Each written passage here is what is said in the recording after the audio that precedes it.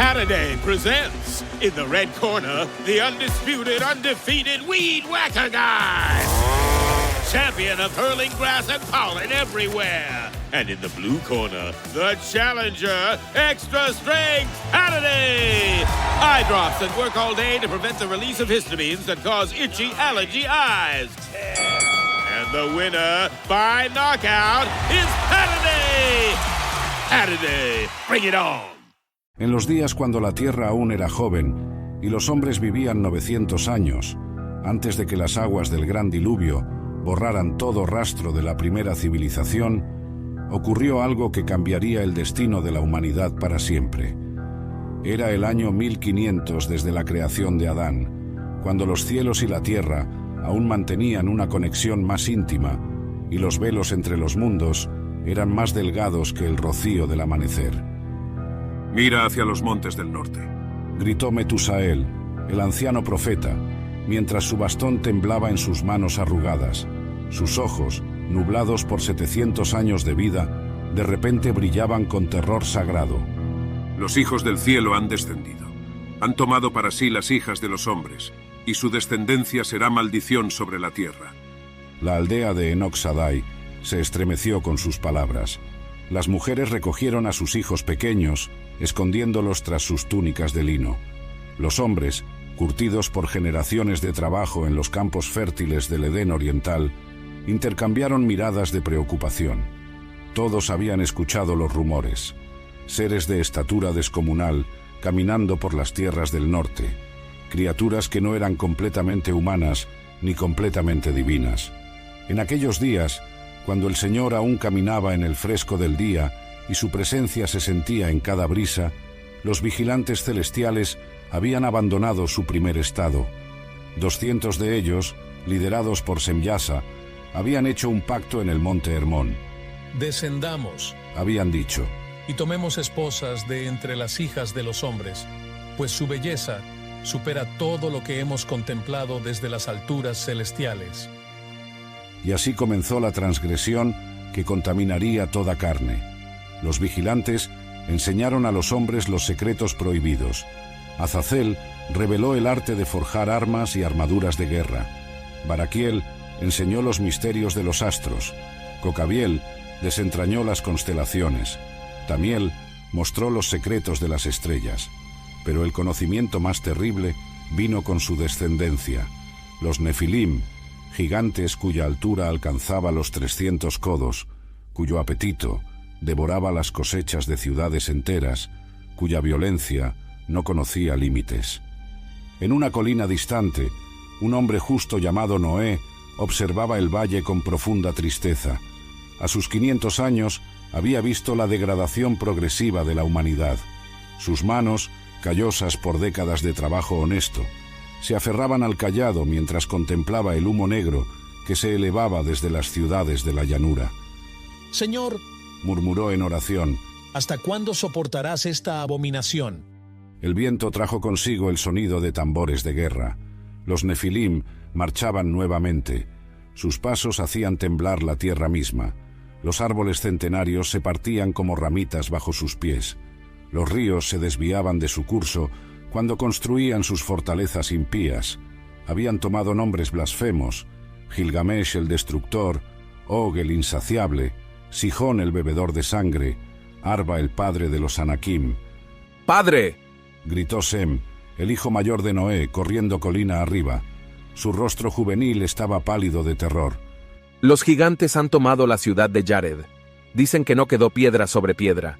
Las murallas que tardaron 100 años en construirse fueron derribadas en 1 hora. Noé cerró los ojos, sintiendo el peso de la maldad del mundo sobre sus hombros. Podía escuchar los gritos distantes de los inocentes, el llanto de las madres cuyos hijos eran devorados por los apetitos insaciables de los Nefilim. La tierra misma clamaba por justicia, manchada con la sangre de Abel, multiplicada 1000 veces. En el cielo, más allá de la vista mortal, una decisión había sido tomada. Los ángeles fieles observaban con horror lo que sus hermanos caídos habían engendrado. Miguel, el príncipe guerrero, estaba de pie ante el trono del Altísimo. Señor de los ejércitos, declaró con voz que resonaba como trueno. La copa de la iniquidad está llena. La tierra gime bajo el peso de esta abominación. Y el Señor, cuya paciencia había soportado 120 años de advertencias ignoradas a través de la predicación de Noé, finalmente pronunció su juicio. Me arrepiento de haber hecho al hombre sobre la tierra, dijo, y toda la creación tembló ante su dolor. Pero este siervo mío, Noé, ha hallado gracia ante mis ojos. A través de él preservaré un remanente, pues no contenderá mi espíritu con el hombre para siempre. El monte Hermón se alzaba majestuoso bajo la luz de una luna llena, sus picos nevados brillando como plata celestial. Era la montaña más alta de la región, el lugar donde el cielo parecía tocar la tierra. Precisamente por eso, 200 vigilantes la habían elegido para su reunión clandestina. La noche del pacto prohibido había llegado. Semyasa, el líder de los rebeldes celestiales, se erguía en el centro del círculo. Su forma angelical irradiaba una luz que no era completamente pura, teñida ya por las sombras de la rebelión. Hermanos, proclamó con voz que resonaba entre las rocas antiguas, hemos contemplado a las hijas de los hombres durante eones. Su belleza nos llama, su mortalidad nos fascina. ¿Por qué debemos permanecer como observadores eternos cuando podríamos ser participantes en la historia de la creación? Azazel, el segundo en comando, dio un paso adelante. Su armadura celestial reflejaba las estrellas, pero sus ojos ardían con deseo prohibido. Semyasa habla verdad, declaró. Hemos visto los placeres que el Creador negó a sus siervos celestiales, el amor carnal, la paternidad, los placeres de la carne. ¿Acaso no merecemos experimentar lo que los débiles mortales disfrutan libremente? Un murmullo recorrió la asamblea angelical. Algunos vacilaban, recordando la caída de Lucifer, el querubín protector que había sido expulsado por su orgullo. Pero Semyasa era persuasivo. Su lengua destilaba miel envenenada. No buscamos destronar al Altísimo, aseguró con falsa humildad. Solo deseamos compartir los dones de la creación. Además, podemos elevar a la humanidad. Les enseñaremos los secretos del cielo, los haremos como dioses. Baraquiel, el conocedor de los astros, trazó símbolos en el aire con su dedo luminoso. He leído las estrellas, anunció. Hay mujeres entre los humanos cuya sangre es especialmente pura, descendientes directas de Set, el hijo justo de Adán. Si nos unimos a ellas, nuestra descendencia será poderosa más allá de toda medida. ¡Pero seremos malditos!, exclamó Ramiel, uno de los pocos que aún dudaba. El Señor no tolerará esta transgresión. Recuerden lo que le sucedió al querubín rebelde. Semyasa se acercó a él, poniendo una mano sobre su hombro. Hermano, ¿acaso no ves la hipocresía? Fuimos creados para servir a seres inferiores, para proteger a criaturas de barro que viven apenas un suspiro comparado con nuestra eternidad. Nosotros, que presenciamos la formación de las estrellas, debemos inclinarnos ante el polvo. No pido rebelión, pido justicia. La asamblea se agitó. El veneno de las palabras de Semyasa encontraba tierra fértil en corazones ya corrompidos por milenios de envidia silenciosa. Uno a uno, los vigilantes comenzaron a expresar su acuerdo. Tamiel habló de enseñar astronomía a los humanos. Cocabiel prometió revelar los nombres secretos de las constelaciones. Cada uno ofrecía un don prohibido como dote por las hijas de los hombres. Entonces hagamos un juramento, propuso Semyasa, extendiendo sus manos. Juremos todos juntos, para que ninguno pueda retractarse, para que todos compartamos la culpa y el castigo si es que viene. Que este monte sea testigo de nuestro pacto. Los 200 formaron un círculo, entrelazando sus esencias luminosas. El juramento que pronunciaron hizo temblar la montaña, y una grieta se abrió en la roca donde estaban parados, una marca permanente de su transgresión. Juramos por el nombre inefable, entonaron al unísono, descender y tomar esposas de entre las hijas de los hombres. Compartiremos el conocimiento prohibido y engendraremos una raza nueva. Que seamos anatema todos juntos si uno solo se retracta. En el momento que el juramento fue sellado, un trueno silencioso recorrió los cielos. En el trono celestial, El Señor observaba con infinita tristeza. Los sellos del juicio comenzaban a formarse, aunque pasarían aún 120 años antes de su ejecución. La paciencia divina daría tiempo al arrepentimiento, pero la sentencia ya estaba escrita. Mientras tanto, en el valle de Canaán, una joven llamada Naamá, considerada la más hermosa entre las hijas de los hombres, despertó sobresaltada. Había soñado con seres de luz descendiendo de las montañas, con gigantes que devoraban la tierra, con aguas que subían hasta cubrir las cimas más altas. Se llevó la mano al vientre, sintiendo un escalofrío inexplicable. No sabía que Azazel ya la había elegido, que en pocas lunas sería la madre del primer Nefilim. Los vigilantes descendieron esa misma noche, abandonando sus puestos eternos. Tomaron forma física, cuerpos de una perfección sobrenatural pero corrompida. Sus alas se plegaron y ocultaron. Sus espadas flamígeras se transformaron en armas de metal terrenal. 9 lunas después del descenso de los vigilantes, los primeros gritos de parto resonaron por toda la tierra, pero estos no eran gritos ordinarios. Las mujeres que habían sido tomadas por los hijos del cielo experimentaban dolores que ninguna partera podía aliviar. Sus vientres se habían hinchado más allá de lo natural, y los seres que llevaban dentro se movían con una fuerza que quebraba costillas desde el interior. En la ciudad de Bashán, Naamá yacía sobre pieles de cordero, su rostro contorsionado en agonía. Azazel permanecía junto a ella, su forma semicelestial proyectando sombras imposibles en las paredes de piedra. ¡No puedo!, gritaba Naamá. ¡Esta criatura me está desgarrando! Las parteras retrocedieron aterrorizadas cuando vieron emerger una mano del vientre de Naamá, una mano del tamaño de la cabeza de un hombre adulto. El primer Nefilim estaba naciendo, y su llegada al mundo fue un presagio de la destrucción venidera. Cuando finalmente emergió, su llanto hizo temblar los cimientos de la casa. Media 3 codos de altura al nacer, sus ojos brillaban con una luz antinatural, mezcla de divino y humano que no debería existir. Lo llamaremos Tubal-Caín, declaró Azazel, levantando al gigante recién nacido con facilidad.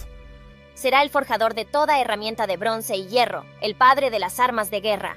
Por toda la tierra, escenas similares se repetían. Los Nefilim nacían, cada uno más terrible que el anterior. Sus madres humanas raramente sobrevivían al parto, y las que lo hacían quedaban quebradas, sus mentes fracturadas por la experiencia de dar a luz a lo imposible. Los bebés gigantes crecían con velocidad alarmante, alcanzando la altura de un hombre adulto en cuestión de meses, superando a sus padres humanos antes de su primer año. En la región de Refaim, Semyasa contemplaba a su hijo Og, quien a los 6 meses de edad ya medía 10 codos. El niño gigante devoraba el equivalente a la comida de 20 hombres cada día. Los rebaños enteros de ovejas desaparecían en su apetito insaciable. «Padre», dijo Og con una voz que, a pesar de su corta edad, resonaba como tambores de guerra. «Tengo hambre. Siempre tengo hambre». Los vigilantes caídos en su arrogancia no habían previsto esto. Sus hijos híbridos eran abominaciones, criaturas atrapadas entre 2 naturalezas que no podían coexistir armoniosamente. La esencia celestial en ellos los hacía poderosos pero inestables, mientras que su parte humana los hacía mortales, pero con apetitos magnificados hasta lo monstruoso. El anciano Matusalén, abuelo de Noé, observaba con horror desde su morada en las montañas. Había vivido 800 años y había visto mucho, pero nada lo había preparado para esto. El Señor me ha mostrado en sueños, le confió a su hijo Lamec, que estos gigantes traerán tal destrucción que la tierra misma clamará por ser limpiada. Su violencia no conocerá límites, su hambre devorará toda vida. Y así fue. Los Nefilim, al crecer, se volvieron cada vez más violentos. Cuando la comida normal no bastaba, comenzaron a devorar animales impuros, luego animales sagrados, y finalmente, en su depravación absoluta, comenzaron a consumir carne humana. Las ciudades que alguna vez florecieron se convirtieron en campos de caza para estos gigantes. Un día particularmente oscuro, Sihón, uno de los Nefilim más crueles, entró en la ciudad de Abel Mizraim. Los habitantes al verlo aproximarse con sus 60 codos de altura, huyeron despavoridos. Pero no había escape. ¡Corran, pequeñas presas! Rugía mientras derribaba las murallas con sus manos desnudas. Su terror sazona su carne. Los vigilantes caídos, viendo la monstruosidad de su progenie, comenzaron a comprender la magnitud de su error, pero era demasiado tarde. Habían desatado un mal que no podían controlar. Sus hijos los despreciaban tanto como a los humanos puros, viéndolos como padres ausentes que les habían dado una existencia maldita. Baraquiel encontró a su hijo Marut practicando las artes oscuras que ni siquiera él le había enseñado. El joven gigante había descubierto por instinto cómo corromper la naturaleza misma, cómo torcer la creación para sus propósitos perversos.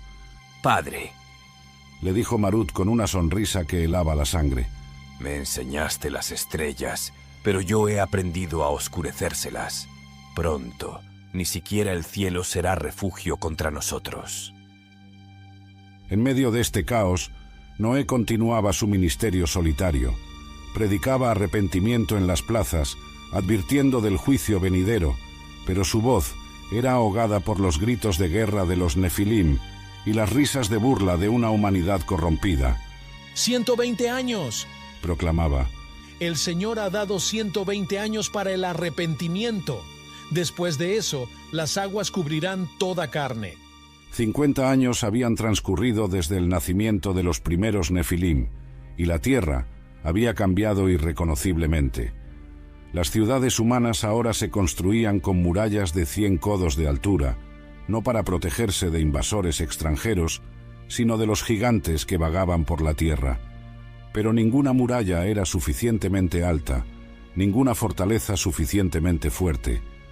Los Nefilim habían establecido sus propios reinos de terror. En las llanuras de Sinar, el gigante Nimrod había erigido una torre que pretendía alcanzar los cielos, no para adorar al Creador, sino para desafiarlo. ¡Construiremos hasta las nubes!, proclamaba con voz atronadora. Y cuando lleguemos allí, destronaremos a aquel que se atreve a juzgarnos.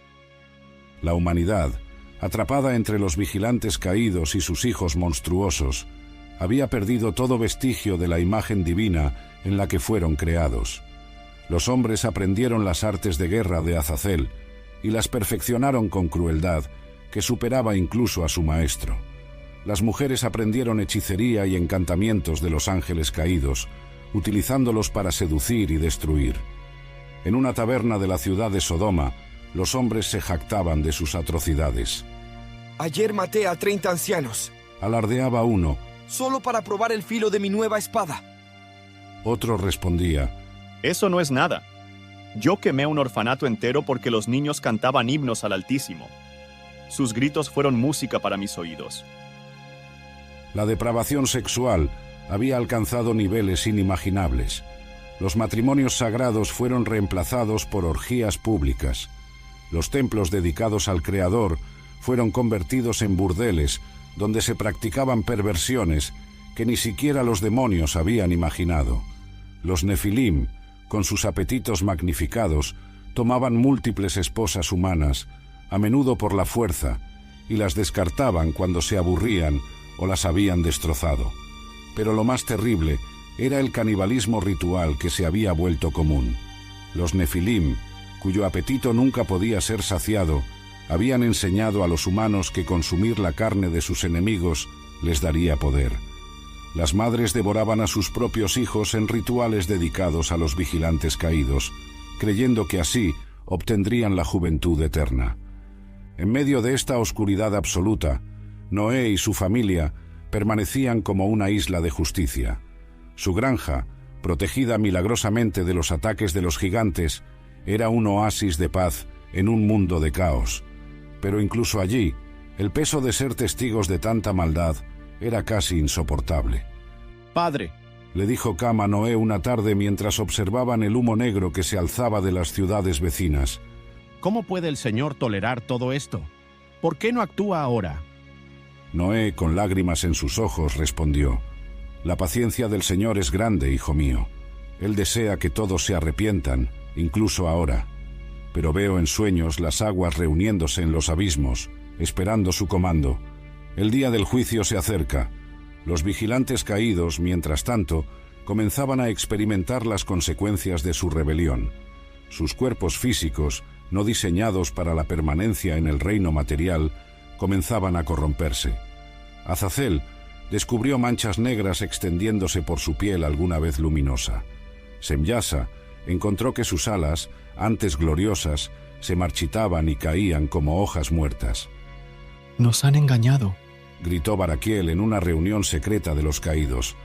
«El placer que buscamos se ha convertido en nuestra maldición. Nuestros hijos nos odian, los humanos nos temen, y el cielo nos ha cerrado sus puertas». Cocabiel, el maestro de las estrellas, miraba al cielo nocturno con desesperación.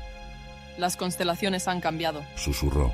«Forman palabras en el lenguaje celestial: juicio, diluvio, extinción. Hermanos, creo que hemos provocado algo terrible». En el palacio de Og, el más poderoso de los Nefilim, se celebraba un banquete blasfemo.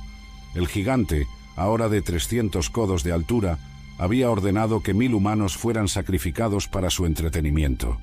Mientras la sangre corría como ríos por el suelo de mármol, Og levantó su copa hecha del cráneo de un santo y propuso un brindis. «Por la muerte del anciano de días, por nuestro reino eterno». En ese momento, un terremoto sacudió el palacio. Las copas cayeron, las antorchas se apagaron y en la oscuridad una voz resonó, no audible pero sentida en lo más profundo del ser. 70 años más. Luego, el fin de toda carne. Los Nefilim rieron, creyéndolo una amenaza vacía. Pero Noé, en su granja distante, cayó de rodillas. El Señor le había hablado directamente por primera vez, y las instrucciones eran claras. Debía comenzar a construir un arca, una salvación para los justos, un testimonio final para los malvados. «Hazte un arca de madera de gofer», resonó la voz del Altísimo en los oídos de Noé.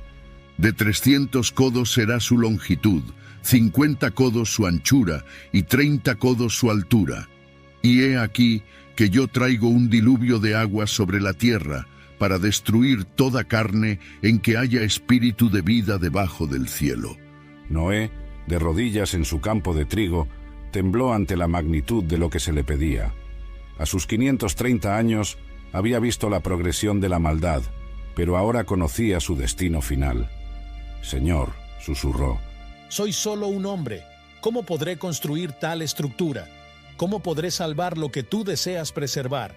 «Mi gracia será suficiente», respondió el Señor, «y enviaré a ti ayuda de lugares inesperados. Pero debes comenzar hoy. El tiempo de mi paciencia se agota como arena en el reloj celestial». Esa misma tarde, Noé reunió a su familia, sus hijos, Sem, Cam y Jafet, junto con sus esposas, escucharon con asombro mientras el patriarca explicaba la visión divina. «Construiremos una embarcación como el mundo nunca ha visto», declaró con determinación. «Será testimonio de salvación para quien quiera escuchar y testimonio de juicio para quien se burle». La noticia del proyecto de Noé se esparció rápidamente. En un mundo donde la lluvia era apenas una llovizna suave y los ríos eran tranquilos, la idea de un diluvio catastrófico parecía absurda.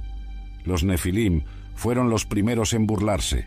Og envió a sus heraldos a proclamar: «El viejo loco Noé cree que agua podrá detenernos, nosotros que hemos derribado montañas con nuestras manos». Pero Noé no se desanimó. Cada mañana, antes del alba, comenzaba su trabajo. Talaba los enormes árboles de gofer, cuya madera era incorruptible. Sus manos, guiadas por sabiduría divina, cortaban cada tabla con precisión sobrenatural. Y algo milagroso ocurría. Por cada árbol que cortaba, 2 crecían en su lugar durante la noche, como si la creación misma colaborara en la construcción. Los vigilantes caídos observaban con inquietud creciente. Semyasa convocó un consejo de emergencia. «Este arca que construye Noé», dijo con voz cargada de preocupación, «no es una locura ordinaria. Puedo sentir el poder del Altísimo rodeándola. Cada clavo que coloca está bendecido. Cada tabla está marcada con protección divina. Entonces destruyámosla. Rugió Azazel. Enviemos a nuestros hijos a demoler esa construcción blasfema. Pero cuando los Nefilim se acercaron al sitio de construcción, algo extraordinario sucedió. Una barrera invisible los detenía a 100 codos de distancia. Mientras más fuerza aplicaban, más fuerte se volvía la resistencia. Uno de ellos, en su furia, lanzó una roca del tamaño de una casa hacia el arca. La roca se desintegró en polvo antes de tocar la primera tabla. Metusalén, el abuelo de Noé, llegó para ayudar en la construcción. A sus 960 años, su presencia trajo una autoridad especial. He vivido desde los días cuando Adán aún caminaba sobre la tierra. Proclamó a los curiosos que se reunían. Y les digo que lo que mi nieto construye es la última misericordia del cielo. Arrepiéntanse mientras hay tiempo. Algunos humanos, muy pocos, comenzaron a escuchar. Una familia de artesanos llegó ofreciendo su ayuda. Una viuda trajo provisiones. Unos huérfanos que habían escapado de los Nefilim pidieron refugio. Pero cuando expresaban deseo de salvarse en el arca, una tristeza cubría el rostro de Noé. El Señor ha determinado, explicaba con dolor. Solo 8 almas humanas entrarán, pero su ayuda no será olvidada en la nueva tierra. Los años pasaban y el arca tomaba forma. 3 niveles, cientos de compartimentos, sistemas de ventilación que desafiaban la ingeniería de la época. Los burladores se volvieron más crueles. Construyeron un teatro frente al sitio de construcción donde representaban comedias sobre Noé, el navegante de tierra seca. Pero había señales para quien quisiera verlas. Los animales comenzaron a comportarse extrañamente. Las aves migraban fuera de temporada. Los lobos y las ovejas fueron vistos bebiendo juntos del mismo arroyo. Las serpientes abandonaban sus nidos y viajaban en la dirección del arca, aunque aún no era tiempo. Un día, cuando faltaban solo 5 años para el cumplimiento de los 120, ocurrió algo que heló la sangre incluso de los más endurecidos. El sol se oscureció al mediodía, no por un eclipse, sino por algo más aterrador. Las sombras de figuras angelicales se proyectaron sobre la tierra, y una voz que parecía venir de todas partes, y ninguna proclamó: «El juicio está sellado, que el que es inmundo sea inmundo todavía, que el justo practique la justicia todavía». Los Nefilim respondieron con blasfemias y violencia incrementada. Los vigilantes caídos intentaron un último acto desesperado: construir sus propias arcas, fortalezas flotantes armadas con el conocimiento prohibido que habían traído del cielo. Pero cada intento fracasaba misteriosamente. La madera se pudría de la noche a la mañana, los clavos se convertían en polvo, las herramientas se quebraban. 7 días antes del diluvio, el cielo comenzó a mostrar señales nunca antes vistas. Las nubes, que normalmente eran blancas y dispersas, se tornaron de un gris plomizo y comenzaron a acumularse en formaciones que parecían montañas flotantes. Los Nefilim, en su arrogancia, interpretaron esto como una demostración de poder que podrían conquistar. ¡Miren!, gritó Og desde su torre de observación. El anciano de días prepara su patético espectáculo. Cuando las aguas vengan, las beberemos. Cuando intenten ahogarnos, construiremos ciudades submarinas. Somos los hijos de los inmortales. Ningún diluvio puede destruirnos. Pero entre los humanos, un terror primordial comenzó a extenderse. Los ancianos recordaban las profecías. Los sueños perturbadores se multiplicaban. En los mercados, la gente compraba frenéticamente, acumulando provisiones como si inconscientemente supieran que el fin se acercaba. Noé recibió la orden final del Señor. Entra tú y toda tu casa en el arca, porque a ti he visto justo delante de mí en esta generación. De todo animal limpio tomarás 7 parejas, macho y su hembra, mas de los animales que no son limpios, una pareja. También de las aves de los cielos, 7 parejas, para preservar la especie sobre la faz de la tierra. Y entonces comenzó el milagro más extraordinario. Sin que Noé los llamara, los animales comenzaron a llegar. Primero fueron los más pequeños, hormigas marchando en columnas perfectas, abejas zumbando en formación. Luego los medianos, zorros, corderos, cabras y finalmente las bestias mayores, elefantes de tierras lejanas, osos de las montañas del norte, leones de los desiertos del sur. Los Nefilim intentaron detener la procesión animal. Colocaron barreras, encendieron fuegos, pero los animales pasaban a través de los obstáculos como si no existieran. Un poder superior los guiaba, una voluntad que no podía ser frustrada. Incluso las criaturas que normalmente se devoraban entre sí caminaban lado a lado en paz sobrenatural. Es brujería, acusó Tubal-Caín, el hijo de Azazel. Noé ha hecho un pacto con fuerzas oscuras. Pero su padre, el vigilante caído, sabía la verdad. Con voz temblorosa, Azazel admitió: No es brujería, es el poder del trono celestial. Hijos míos, creo que hemos subestimado gravemente lo que está por venir. En la noche del sexto día, Matusalén, el hombre más anciano de la tierra, se acercó a su nieto Noé. Mi tiempo ha llegado, dijo con serenidad. El Señor me ha mostrado que no veré las aguas, pero moriré el día que comiencen. Mi muerte será la última señal. Noé lloró abrazando a su abuelo. Has sido fiel todos tus 969 años, dijo entre lágrimas. Tu recompensa será grande en el mundo venidero. Esa misma noche, los vigilantes caídos hicieron un último intento desesperado.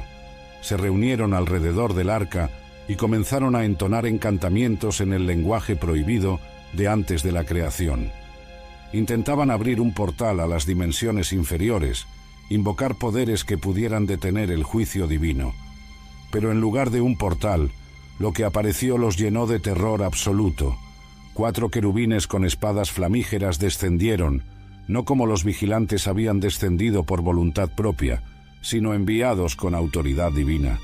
Sus rostros eran como relámpagos, sus alas cubrían el horizonte, sus voces eran como el rugido de 1000 truenos. Semyaza, pronunció el líder de los querubines. Tú y tus hermanos han profanado lo sagrado, han corrompido lo puro, han engendrado abominación. Su juicio está sellado. Serán testigos de la destrucción de sus hijos, y luego serán encadenados en el abismo hasta el día del juicio final. Los vigilantes cayeron de rodillas, su arrogancia finalmente quebrada. Misericordia, gritaron. Fuimos engañados, nos arrepentimos. Muy tarde, respondió el querubín. La misericordia fue ofrecida durante 120 años. La rechazaron cada día, ahora solo queda el juicio. El séptimo día amaneció con un silencio antinatural. No cantaban los pájaros, no soplaba el viento, incluso los nefilim, habitualmente ruidosos y violentos, estaban extrañamente callados. Era como si toda la creación contuviera la respiración. Noé, parado en la puerta del arca, hizo su último llamado. Su voz, amplificada sobrenaturalmente, llegó a cada rincón de la tierra habitada. Hoy es el día de salvación. Mañana será demasiado tarde. Entren por esta puerta mientras esté abierta. El Señor es misericordioso y perdonador. Algunos se acercaron, tocados por la desesperación en la voz del patriarca. Una madre con sus hijos, un grupo de ancianos, algunos jóvenes que habían resistido la corrupción. Pero cuando llegaron a la puerta, una tristeza infinita llenó los ojos de Noé. Lo siento, dijo con voz quebrada. El decreto divino es inmutable, solo 8 almas humanas, pero su búsqueda de justicia no será olvidada. Al mediodía, Matusalén exhaló su último aliento. En ese instante, un sonido como nunca se había escuchado resonó desde las profundidades de la tierra, el gemido de las fuentes del gran abismo preparándose para romperse. Cuando Matusalén cerró sus ojos por última vez, la tierra entera se estremeció como si hubiera perdido su último ancla de misericordia. Noé y su familia entraron al arca, cada paso resonando con solemnidad. Sem llevaba los últimos rollos sagrados, Cam transportaba las semillas preservadas, Jafet guiaba a los últimos animales rezagados. Sus esposas lloraban silenciosamente, sabiendo que nunca volverían a ver el mundo que conocían. Y Jehová le cerró la puerta. Registrarían las escrituras, pero lo que esas simples palabras no capturan es el momento cósmico que representó. La puerta del arca, de proporciones masivas, se cerró sin que mano humana la tocara. Un sello de luz divina la rodeó, haciéndola impenetrable. Era más que una puerta cerrándose, era el cielo cerrando su oferta de gracia. Durante unas horas, nada pareció cambiar. Los burladores se reunieron alrededor del arca sellada. ¡Miren al viejo tonto!, gritaban. Se ha encerrado en su ataúd de madera. Morirá de hambre antes de que caiga una sola gota de lluvia. Pero entonces, el primer trueno resonó. No era un trueno normal. Era como si el firmamento mismo se estuviera agrietando. Los Nefilim miraron hacia arriba con curiosidad más que con temor, y levantó su lanza hacia el cielo. «Ven, tormenta», desafió.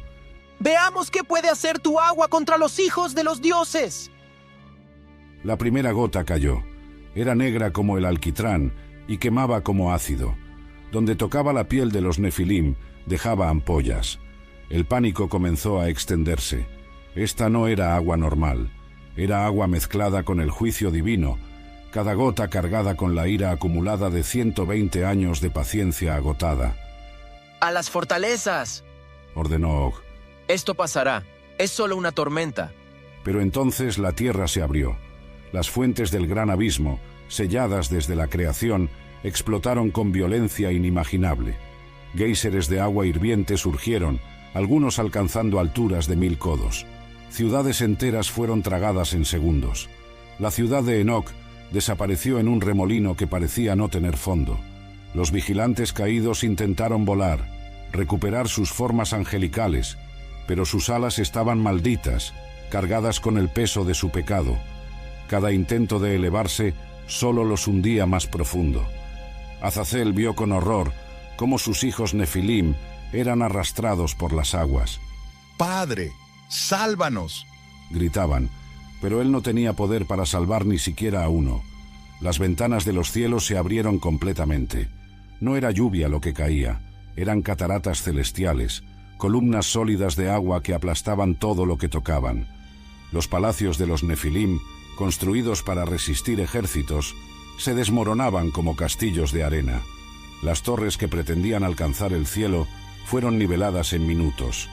Dentro del arca, Noé y su familia escuchaban los horrores del exterior, los gritos de los moribundos, los golpes desesperados contra las paredes del arca, las súplicas de misericordia que llegaban demasiado tarde.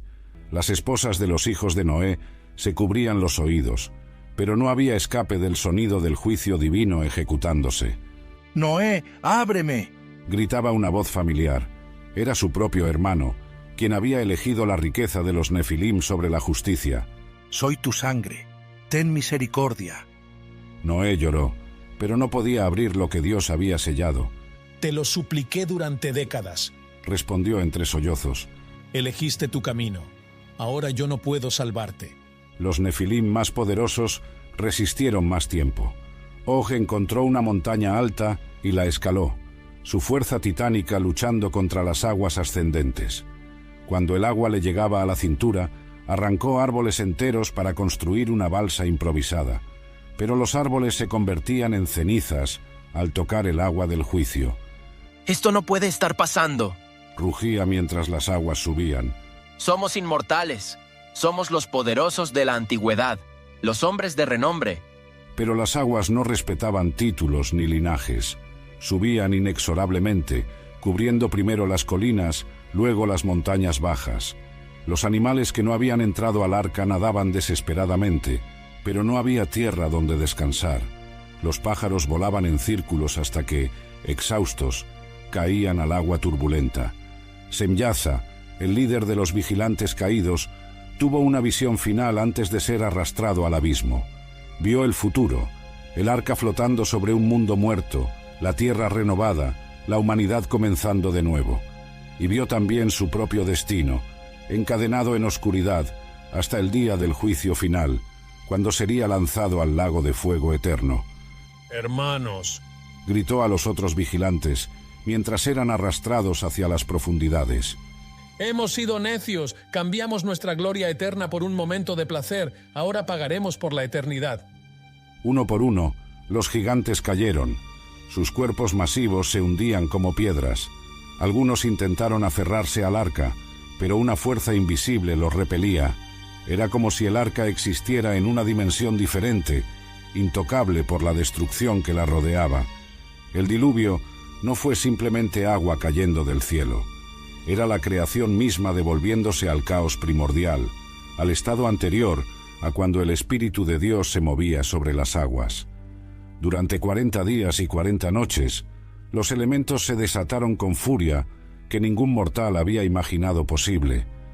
Dentro del arca, cada día traía nuevos sonidos aterradores: el crujir de las ciudades siendo pulverizadas, el estruendo de las montañas derrumbándose, el silbido del vapor cuando las aguas del juicio encontraban los fuegos volcánicos que también habían sido desatados. Noé mantenía a su familia en oración constante, sabiendo que sólo la mano divina evitaba que el arca fuera destruida por las fuerzas cataclísmicas que la rodeaban. Padre, preguntó Jafet durante una noche particularmente tormentosa. ¿Cómo puede el arca resistir todo esto? Las olas deben ser más altas que las montañas. No es la madera lo que nos protege, hijo, respondió Noé. Es la promesa del Altísimo. Estamos en el centro de su voluntad, y ahí no hay lugar más seguro en toda la creación. Afuera, los últimos Nefilim luchaban su batalla perdida. Algunos habían logrado construir balsas con los cuerpos de animales muertos, pero éstas se deshacían rápidamente. Otros intentaron algo más siniestro: rituales oscuros para transformarse en criaturas acuáticas, pero la maldición sobre ellos era completa. Cada intento de escapar del juicio solo intensificaba su sufrimiento. Un grupo de gigantes, liderado por Sihón, había encontrado refugio temporal en una cueva en el monte Ararat. Habían llevado provisiones robadas y esclavos humanos para alimentarse, pero el agua subía 30 codos cada día. Cuando llegó a la entrada de la cueva, Sihón ordenó a sus hermanos: ¡sellen la entrada! ¡Esperaremos hasta que las aguas bajen! Pero las aguas no bajaban, y el aire en la cueva comenzó a agotarse. Los gigantes, acostumbrados a dominar, ahora se enfrentaban a su impotencia total. En la oscuridad de la cueva comenzaron a volverse unos contra otros. El canibalismo que habían practicado contra los humanos ahora se volvía contra ellos mismos. Los vigilantes caídos experimentaban un tormento único. Sus cuerpos físicos se disolvían lentamente en las aguas del juicio, pero sus espíritus inmortales no podían morir. Quedaron atrapados en un estado de agonía perpetua, sintiendo el dolor de la muerte sin poder alcanzarla. Uno por uno fueron siendo arrastrados a las profundidades abisales, donde cadenas espirituales los esperaban. Azazel, antes de ser completamente encadenado, tuvo un momento de terrible claridad. Vio toda la cadena de eventos desde su decisión en el monte Hermón hasta este momento. Por un momento de lujuria, gritó al vacío, hemos desatado milenios de sufrimiento. Nuestros hijos están muertos, la humanidad está siendo borrada, y nosotros seremos atormentados hasta el fin de los tiempos. El 20º día del diluvio marcó un punto de inflexión. Las aguas habían cubierto incluso las montañas más altas.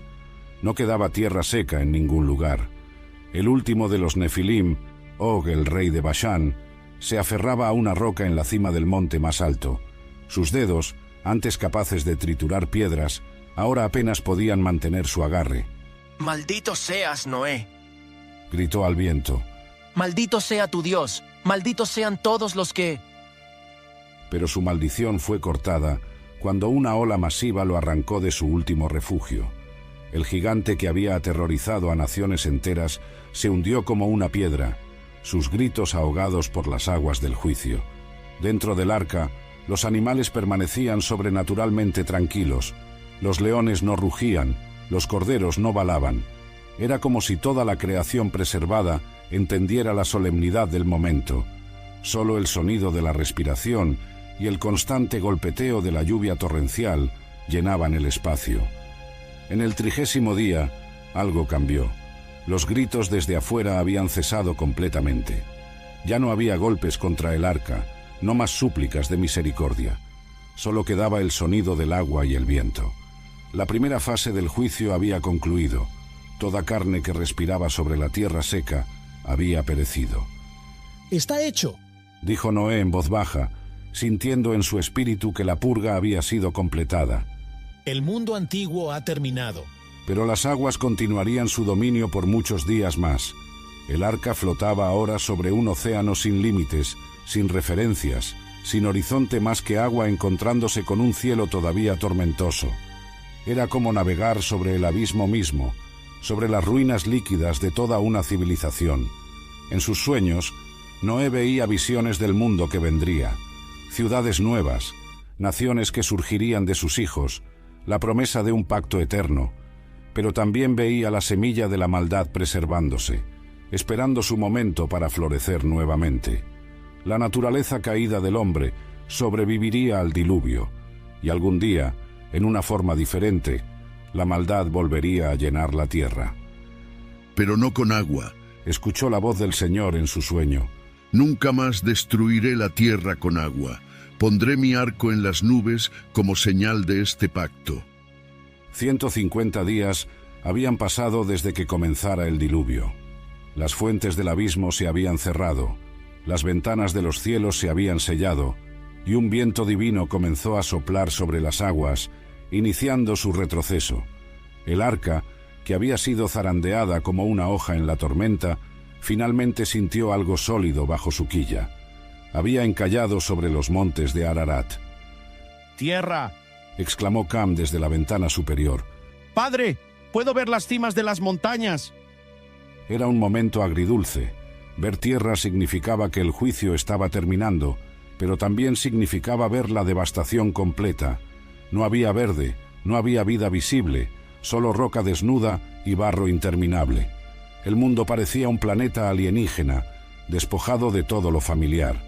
Noé esperó 40 días más antes de abrir la ventana del arca. Tomó un cuervo, el ave de la muerte, y lo soltó. El ave voló de un lado a otro, encontrando carroña flotante de la cual alimentarse, pero no regresó. Era una señal de que la muerte todavía reinaba afuera. 7 días después, Noé tomó una paloma, símbolo de paz y pureza.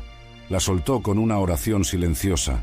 La paloma voló en círculos cada vez más amplios, buscando un lugar donde posar su pata, pero todo estaba cubierto de lodo y muerte. Regresó al arca, exhausta, y Noé la recibió gentilmente en sus manos. «Todavía no es tiempo», dijo a su familia ansiosa. «La tierra aún no está lista para recibirnos». Esperaron otros 7 días. Esta vez, cuando Noé soltó la paloma, el ave estuvo ausente hasta el atardecer. Cuando regresó, toda la familia se reunió para ver lo que traía, una hoja de olivo fresca en su pico. Las lágrimas corrieron por el rostro de Noé. La vida estaba regresando. Dios no había abandonado su creación. «El olivo», exclamó la esposa de Noé. «El árbol de la paz y la provisión. Es una señal, esposo mío. El Señor nos está diciendo que su ira ha pasado». 7 días más tarde, la paloma fue liberada nuevamente y no regresó. Había encontrado un hogar en la tierra renovada. Era tiempo. El primer día del primer mes del año 600, uno de la vida de Noé, removieron la cubierta del arca. El sol, que no habían visto en casi un año, brilló sobre sus rostros. Pero fue un sol diferente, más suave, filtrado a través de una atmósfera cambiada. El mundo ante ellos era irreconocible. Donde antes habían estado las grandes ciudades de los Nefilim, ahora solo había planicies de barro. Donde habían estado los palacios de los vigilantes, solo quedaban rocas dispersas. «Sal del arca», resonó la voz del Señor. «Tú y tu mujer y tus hijos, y las mujeres de tus hijos contigo. Todos los animales que están contigo de toda carne, así de aves como de bestias, y de todo reptil que se arrastra sobre la tierra, sacarás contigo, y vayan por la tierra, y fructifiquen y multiplíquense sobre la tierra». La salida del arca fue un éxodo sagrado. Primero salieron Noé y su familia, cayendo de rodillas al tocar tierra firme, besando el suelo con gratitud y temor reverente. Luego, en procesión ordenada, salieron los animales. Los que habían entrado mansos y domesticados por el terror, ahora salían transformados. Los leones rugieron su libertad, las águilas extendieron sus alas al sol, los corderos brincaron sobre la hierba nueva, que milagrosamente comenzaba a brotar. Lo primero que hizo Noé fue construir un altar al Señor. Tomó de todo animal limpio y de toda ave limpia, y ofreció holocaustos sobre el altar. El aroma del sacrificio subió al cielo, y algo extraordinario ocurrió. El Señor, cuyo rostro había estado velado en ira durante el juicio, ahora se revelaba en misericordia.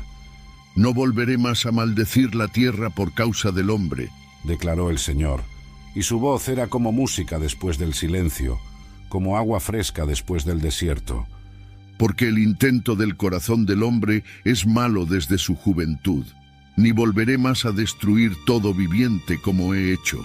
Mientras la tierra permanezca, no cesarán la sementera y la siega, el frío y el calor, el verano y el invierno, y el día y la noche. Entonces Dios estableció su pacto con Noé y sus descendientes. He aquí que yo establezco mi pacto con vosotros, y con vuestra descendencia después de vosotros, y con todo ser viviente que está con vosotros. No exterminará más toda carne con aguas de diluvio, ni habrá más diluvio para destruir la tierra. Y como señal del pacto, algo nunca antes visto apareció en el cielo, un arco de colores brillantes que atravesaba de horizonte a horizonte. Los hijos de Noé quedaron maravillados. Nunca habían visto tal despliegue de belleza y majestad. Mi arco he puesto en las nubes, dijo el Señor, el cual será por señal del pacto entre mí y la tierra. Cuando haga venir nubes sobre la tierra, se dejará ver mi arco en las nubes, y me acordaré del pacto mío. Sem, el mayor, comprendió la profundidad del momento. Padre, dijo con reverencia, somos los nuevos Adán y Eva. De nosotros volverá a poblarse toda la tierra. Pero había una sombra en la alegría. En los escombros del mundo antiguo encontraron rastros inquietantes, escrituras en piedras que hablaban del conocimiento prohibido de los vigilantes, herramientas de guerra que no deberían existir, y lo más perturbador, esqueletos de nefilim parcialmente enterrados, algunos de proporciones tan masivas que desafiaban la comprensión.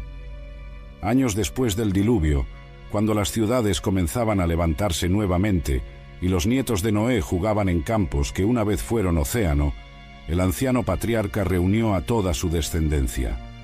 A sus 650 años, su rostro mostraba el peso de haber sido testigo del fin de un mundo y el comienzo de otro.